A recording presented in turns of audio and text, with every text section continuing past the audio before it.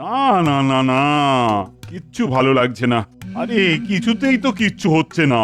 কি হচ্ছে না মহারাজ? আমি থাকতে কোথায় কি আটকাচ্ছে? জলও পড়ছে, পাতাও নড়ছে। পাগলা হাতি মাথা নাড়ছে আর মন্ত্রী মশাই যা ঝাড়ার ঝেড়ে যাচ্ছে। হচ্ছে না কি বলছেন মহারাজ? হ্যাঁ, হবার আর কি বাকি আছে? হ্যাঁ, নড়ছে, পড়ছে, ঝাড়ছে। বলি হচ্ছেটা কি? না না, গোপাল বলছে ঝেড়ে কাশতে। কি গোপাল, তাই তো? হ্যাঁ হ্যাঁ, ধরে নিন কতকটা তাই। তবে যা শুনেছেন, এবার চেপে যান। বেশি ঝাড়াঝাড়ি করলে যে হাটে হাঁড়ি ভেঙে যাবে। আরে ভাঙতে আর বাকি আছে কোথায়? ভেঙেই তো যাচ্ছে।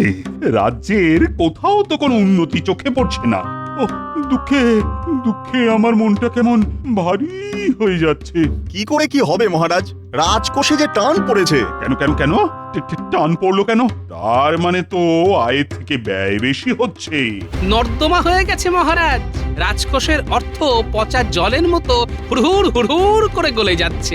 উমা, নর্দমার জলে গন্ধ, রাজ্যের উন্নতিও বন্ধ। বন্ধ বললেই হলো?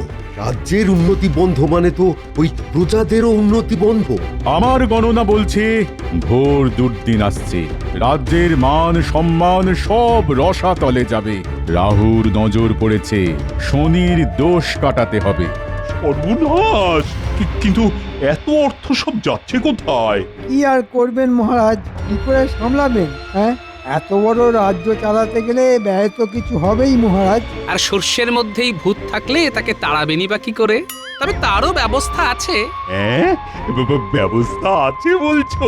মানে ওই যা হয়, ওঝা ডেকে ঝাঁটা পেটা করতে হবে। একে রাজ্যের এই অবস্থা, তার উপর আবার ভূত ট্রুত দেখে গোপালটা ভয় দেখাচ্ছে। ভাবুন একবার মহারাজ। না না, আমার তো মনে হচ্ছে মন্ত্রীমশাই ঠিকই বলেছেন। রাজ্যে শান্তি আর শৃঙ্খলা রাখার জন্যই খরচ তো করতেই হবে। সুরীর সাক্ষী মাতাল। তলায় তলায় রাজকোষ ফাঁকা করে এখন একেবারে গলায় গলায় বন্ধুত্ব দেখানো হচ্ছে। কিন্তু এরকম ভাবে চললে যে রাজ্যে ঘোর দুর্দিন নেমে আসবে। আর কি করা যাবে? রাজ্যের আয় বাড়াতে হবে, না হলে নবাবের কাছে ভিক্ষে চাইতে হবে। ওরে বাবা, এ তো মরার ওপর খাড়ার ঘা। না না, আমি আর কিছুই ভাবতে পারছি না। ও মন্ত্রী, মন্ত্রী, দেখো দেখো, কি করে কি করা যায় দেখো একবার। দেখবই তো মহারাজ, 100 বার দেখবো। আমি যা দেখার সে তো দেখবই। তবে তাতে রাজ্যের উন্নতি হোক আর না হোক, আমার বিলক্ষণ হবে। কথাতেই তো আছে, আপনি বাঁচলে রাজ্যের নাম। না, মন্ত্রী মশাইয়ের হাবভাব আমার খুব একটা সুবিধের ঠেকছে না। মহারাজ নিক না নিক, আমাকে আমার মতো করে খোঁজ খবর নিতেই হবে।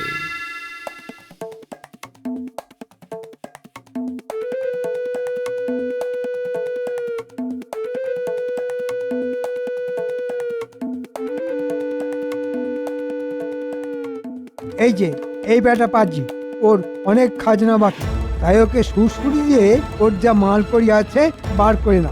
মন্ত্রীমশাই, চাষবাসের তো এই অবস্থা, এখন কোথা থেকে কি দেবো বলুন তো? তাই বললে হয়? দিয়ে দে, যা আছে ভালোই ভালোই দিয়ে দে। সোজা আঙুলে ঘি না উঠলে আঙুল কি করে বাঁকাতে হয় সেটা আমার জানা আছে। না না না, রক্ষা করুন। ধনে মারছেন মারুন, প্রাণে মারবেন না। এই যা আছে আমি তাই দিচ্ছি। এই তো কেমন ভালো ছেলের মতো কথা।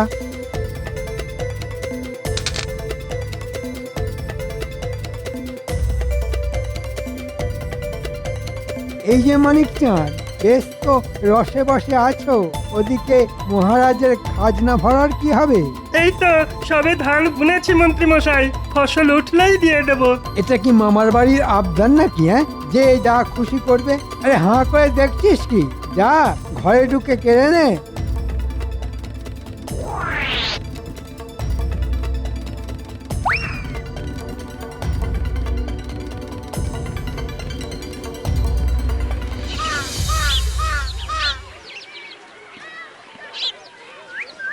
কি দিনকাল পড়লো, আমাকে কিনা খাজনার জন্য এইভাবে বাড়ি বাড়ি ঘুরে তাগাদা করতে হচ্ছে। ছি ছি মন্ত্রী মশাই, এটা কি বলছেন? আমি তো না বলতেই। সে তো জানি, তোর মতো আর কজন আছে এই গায়ে? তাহলে দে, দাঁড়িয়ে আছিস কেন? দেবার মতন যে আর কিছুই নেই মন্ত্রী মশাই, শেষ সঞ্চয়টুকুও তো দিয়ে দিয়েছি। বেশ, তবে তোর জমির দলিল চাই দে। পরে সময় সুযোগ করে ছাড়িয়ে নিয়ে যাবে। এমন ভাবে সব কেড়ে নেবেন না। তাও তোদের ভাগ্যি ভালো যে তোদের গারদে ভরিনি। তবে কান খুলে শুনে রাখ, এই খাজনা আদায়ের কথা যদি মহারাজের কানে পৌঁছয় তাহলে কিন্তু রক্ষে থাকবে না। কথাটা যেন মনে থাকে।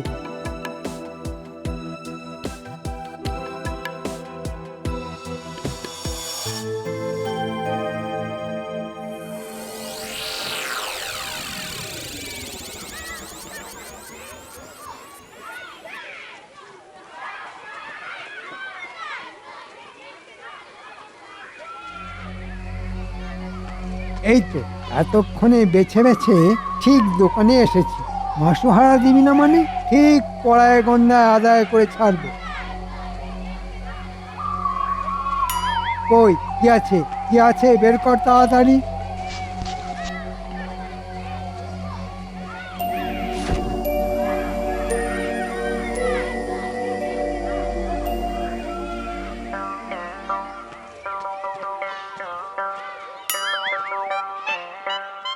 ও বাবা, মা লক্ষ্মীর কৃপায় এই দোকানের বিক্রি বাটাও তো নেহাত মন্দ নয় দেখছি। ওই কম করে 100 মোহর আদায় না করে আমি কিছুতেই নড়বো না। এদিকে ঠিক খেয়াল আছে, ঠিক মাসোহারা নিতে চলে এসেছে। আহা, যা বলবি ভালো করেই বল না, অত মিউ মিউ করার কি আছে?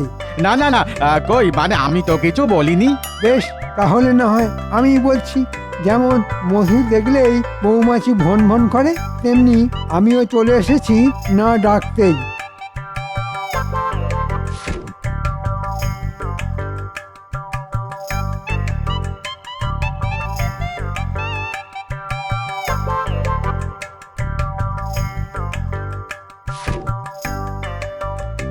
আমি কিন্তু না চাইতেই দিয়ে দিলাম মন্ত্রীমশাই। পুরো 50টা মোহর আছে আপনার মাসোহারা। হ্যাঁ, এটা কি মামার বাড়ির আবদার? হ্যাঁ, যা দিবি তাই নিয়ে নিতে হবে। মামার বাড়ি বলুন আর দাদুর বাড়ি বলুন, এর বেশি দিতে হলে আমি আমার দেশের বাড়ি চলে যাব। হ্যাঁ, আমাকে টুপি পরানো হচ্ছে? তুমি চলে গেলে এই দোকানের কি হবে? আমি দোকান বেচে দেব। ওরে ব্যাটা, বলে কি দোকানই বেচে দেবে? না না, যা পাচ্ছি এই তালে হাতিয়ে নি, পরে যদি এটাও না জোটে।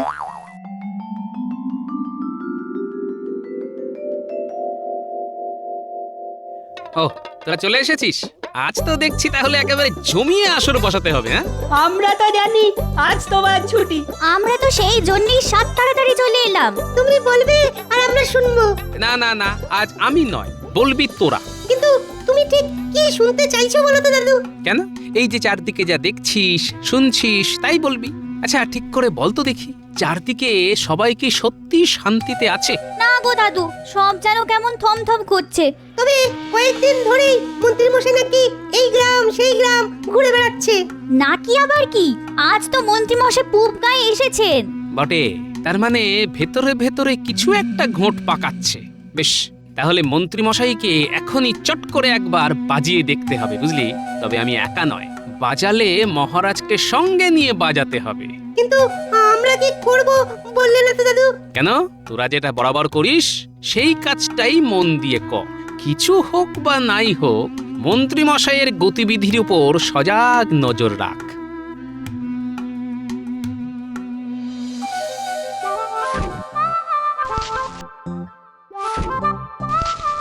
আজ মনে হচ্ছে মন্ত্রীমশাই বেশ ভালো দাম মেরেছেন। যা মেরেছেন মেরেছেন, কিন্তু আমাদের ভাগটা বুঝে নিতে হবে কিন্তু। সে আর বলতে। নে নে, তাড়াতাড়ি হাত চালা। কে যে আবার কখন তককে তককে এসে হাজির হয়ে যায় কে জানে। ওই কদিন ধরেই তো হিসেবে ভালোই গড়মিল করছেন মন্ত্রী মশাই। মনে হচ্ছে ময়দান একদম ফাঁকা, এদিকে কেউ নজর দেবার নেই। আহ, আস্তে আস্তে, সেই জন্যই তো বলছি মোহর টহর যা আছে সব ঝপাঝপ জায়গায় পাঠিয়ে দে। সময় থাকতে সব সরিয়ে ফেলতে হবে। সরাতে আর বাকি রাখলেন কই? প্রজাদের মালকড়ি তো একদম হালকা করে দিয়েছেন। তবু যত খাই ততই যেন মনটা আরো খাই খাই করে। নে, তোরা আর দেরি করিস না, যা যা, বেরিয়ে যায় ঝটপট।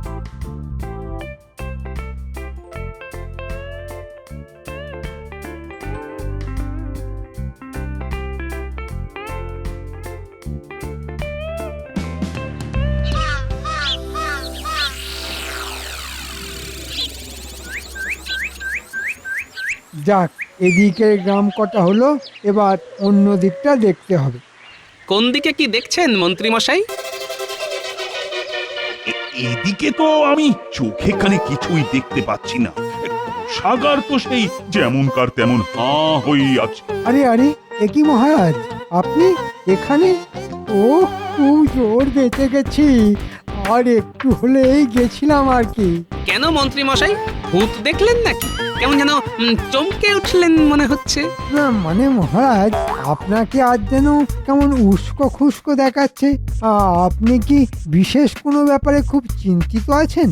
কোষাগার থেকে যদি এইরকম হুড়হুড় হুড়হুড় করে মোহর বেরোতেই থাকে, তাহলে মহারাজ চিন্তা করবেন না তো কি দুহাত তুলে নৃত্য করবেন?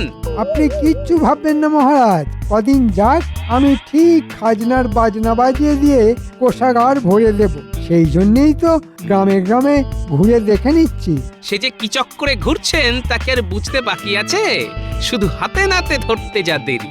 না না না, আমি বেশ বুঝতে পারছি খাজনার হিসেব ঠিক মতো রাখা হচ্ছে না। খাজনার হিসেব তো মন্ত্রী মশাই দেবেন, আর দিতে না পারলে তার দায়ও উনিই নেবেন। আয়, তোমার জন্য কি শেষে ঘটি বাটি বেচে আমাকে রাজ্য ছেড়ে চলে যেতে হবে নাকি? এটা কি বলছেন মহারাজ?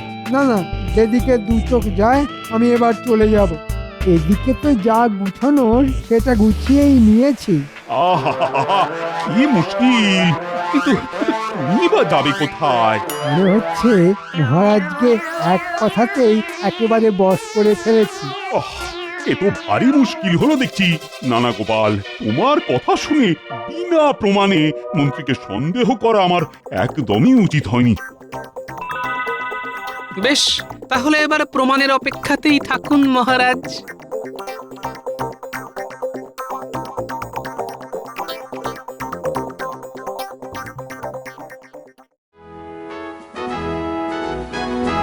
আরে আরে আরে, এ কি? সভা তো প্রায় ফাঁকা। রাজবৈদ্য, অমাত্য, জ্যোতিষী কই গেল কোথায় সব? আর গোপালই বা কোথায়? গোপালের যে আবার কি হলো? বাকি সবার কথা জানি না, তবে গোপালের আর কি হবে? হয় খাবে, না হয় শোবে। হ্যাঁ, সে আবার কি? তাহলে আর কি করে ওরকম জ্বালার মতো ভুঁড়ি বানাবে মহারাজ? সারাদিন বাড়িতে বসে ল্যাজ নাড়ছে, আর মাস গেলে গুনে গুনে বেতনটি নিয়ে যাচ্ছে। ও মা, গোপালের আবার ল্যাজ? আইরে পাখি, ল্যাজ ঝোলা খেতে দেব গুড় ছোলা। কবির যেন আর রসিকতা ধরে না। দেখছে একে আমার ঝালাপালা অবস্থা, আর উনি কিনা গুড় ছোলা খাওয়াচ্ছে। আপনার প্রশ্রয় তো গোপাল এভাবে মাথায় উঠেছে। না না, ব্যাপারটা বোধহয় ঠিক এরকম নয়। গোপাল তো শুধু শুধু বাড়িতে বসে থাকার লোক নয়। হ্যাঁ, তবে কি গোপাল আমার কথায় দুঃখ পেয়ে বাড়িতে বসে থাকলো? ওহ, চমৎকার! সাধু সাধু! খেটে খেটে হাতে পায়ে আমার কেমন খিল ধরে যাচ্ছে, আর গোপাল গোপাল কিনা বাড়িতে গোসা করে বসে আছে। মহারাজ, সত্যি সত্যি নগরে এক সাধু এসেছেন। সবাই বলছেন তিনি নাকি দুঃখহরণ বাবা, সবার দুঃখ দূর করে দেন। হ্যাঁ, সে আবার কেমন বাবা? তাই গ্রামগঞ্জ থেকে সবাই বাবার কাছে আসছে, এমনকি অমাত্য রাজ জ্যোতিষীও তো সেখানেই গেছেন। আমিও যাব মহারাজ, আমারও না খুব দুঃখ। ভেবেছিলাম তরোয়ালের এক কোপে 10 জনকে সাফ করে দেব, এখন তো তরোয়ালই তুলতে পারি না। হ্যাঁ, বলো কি, তোমার এখন এই অবস্থা? এই রে, ভুল করে ঠিকটা বলে ফেলেছি। মা, দুঃখ হরণ বাবা, আমার দুঃখ আর কে বুঝবে উনি ছাড়া? ভেবেছিলাম কবিতা লিখে করব জগৎ মত, তার বদলে গায়ে গতরে ধরলো ভীষণ বাদ। উনি বাবা। না না, বাবা যদি সত্যি সবার দুঃখ দূর করতে পারে, তাহলে তাহলে আমি যাব বাবার কাছে। আমার চেয়ে বড় দুঃখী আর কে আছে বলো তো? না, ওই বাবা সত্যি কিছু জাদুটনা করার আগে আমাকে এদিক সেদিক ছড়িয়ে রাখা সব মালকড়ি বাড়ি ভর্তি করতে হবে। যাই, আমি বরং সেই কাজটাই করি।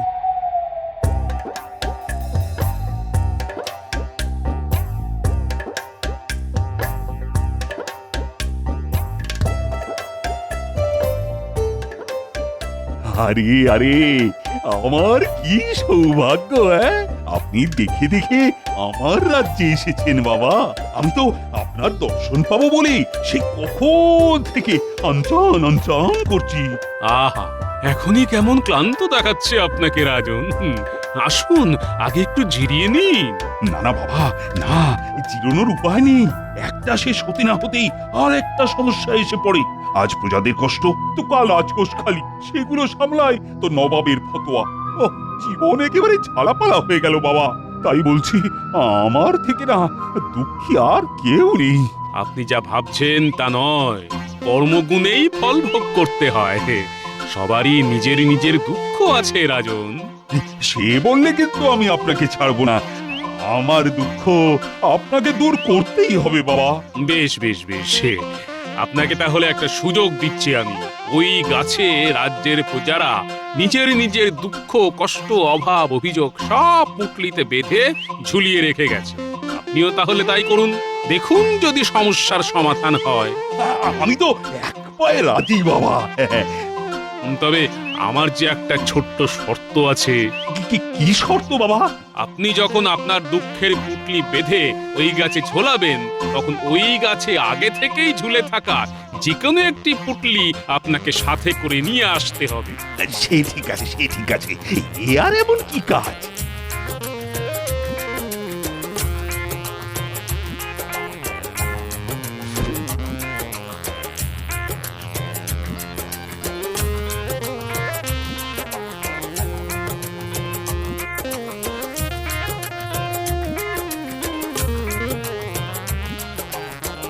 মুক্তি তো না হয় নেব, কিন্তু কিন্তু কোনটা নেব?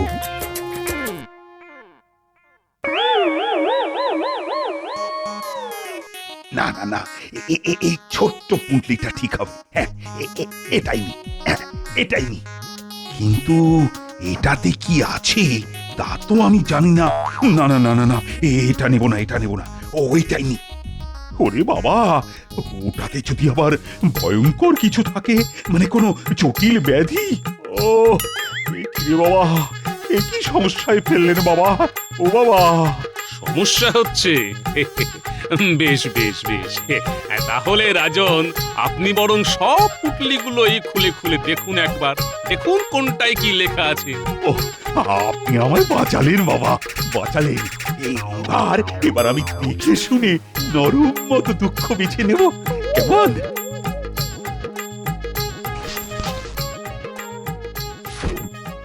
কি এতে তো লেখা আছে মন্ত্রী 500 মোহর নিয়ে গেছেন কেড়ে।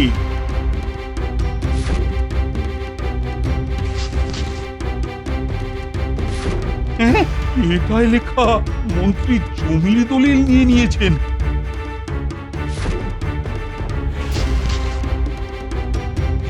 এটাই আবার কি লেখা আছে?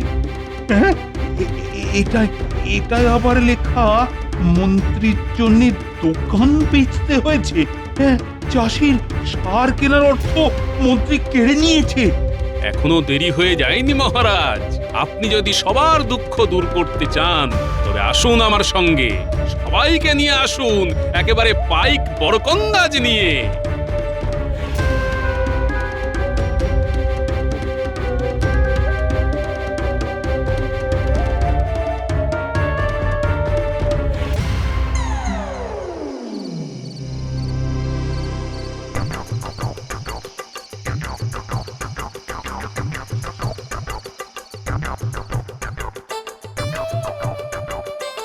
আমার না একটা গান গাইতে ইচ্ছে করছে, আমি গাইবো গিন্নি? ও মা, সে আবার কি? গান গাইবে কেন? মনে হচ্ছে খুব ফুর্তি হয়েছে। সে তো হয়েইছে, আর সেটা যে কেন হয়েছে তা কি আর তুমি জানো? না না, গানটা যখন গলার কাছে এসে সুরসুর করছে তখন গেয়েই ফেলি। হ্যাঁ, বলি বুড়ো বয়সীকে তো আবার ভীমরতি ধরেছে। যখন ধরা পড়বে তখন টেটি পাবে। না না, ধরবে আবার কি? কে ধরবে আমায়? আমি কি আর কাঁচা কাজ করেছি গিন্নি? সব মোহর বাড়ির পিছনের বাগানে মাটির তলায় পুঁতে দিয়েছি, আর দেওয়ালে গর্ত করে গয়না ভরে রেখেছি। আমাকে আর কে ধরে? তোমাকে যে ধরে সে তো সামনেই আছে। না না, এবার মানে সব বের করো দেখি। কি কি মহারাজ, আপনি? হ্যাঁ, আমি এই দুঃখহরণ বাবা আমাকে পথ দেখিয়ে সোজা এখানে এনেছে, আর তারপরেই তো আসল অপরাধী বামাল সমেত ধরা পড়েছে। কিন্তু আমি যে কোনো বাবা নই মহারাজ, আমি তো গোপাল। হ্যাঁ, তার মানে তুমি? হ্যাঁ মহারাজ, আমি ছদ্মবেশ ধারণ করে বসেছিলাম। প্রজারা মন্ত্রী মশাইয়ের ভয়ে আপনাকে নিজেদের দুঃখ জানাতে পারছিল না, আর আপনারও মন্ত্রী মশাইয়ের বিরুদ্ধে প্রমাণের প্রয়োজন ছিল, তাই। সত্যি গোপাল, তোমার তুলনা নেই। এখন আমি বুঝতে পারছি কোষাগার আর ভরে না কেন। বিশ্বাস করুন মহারাজ, বিশ্বাস করুন, আমি তো এইসব কোষাগারে জমা করব বলেই মানে মানে এখান থেকে নিয়ে ওখানে মানে হচ্ছে এখন এই ফর্দ ধরে সবার মালকড়ি ফেরত দেবে তুমি, আর তোমার আগামী 1 বছরের বেতন এবার কোষাগারে জমা হবে। আরে মরার উপর খাঁড় ঘা দেবেন না মহারাজ, ক্ষমা করে দিন মহারাজ, ক্ষমা করে দিন। এবার মন্ত্রী মশাই বুঝবেন খেলার নাম